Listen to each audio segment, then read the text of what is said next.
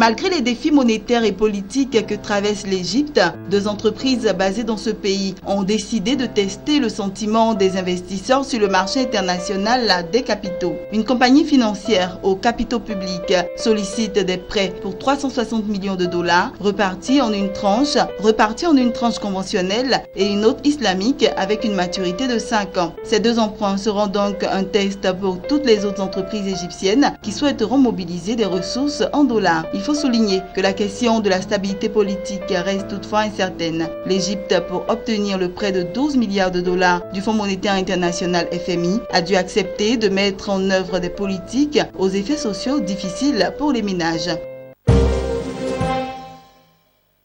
Royal Air Maroc a pris livraison d'un nouveau Boeing 787-8 Dreamliner, le cinquième d'une série d'appareils du même type qui permettra à la compagnie d'étoffer sa flotte long courrier. Il s'agit de la troisième livraison pour la seule année 2016. Les deux autres appareils ont été réceptionnés en 2015. La cérémonie de livraison du nouvel avion s'est tenue dans le centre de livraison de l'avionneur américain dans l'État de Washington. Le Dreamliner, dont le prix s'élève à 218 millions de dollars, peut effectuer des trajets de plus de 15 000 km.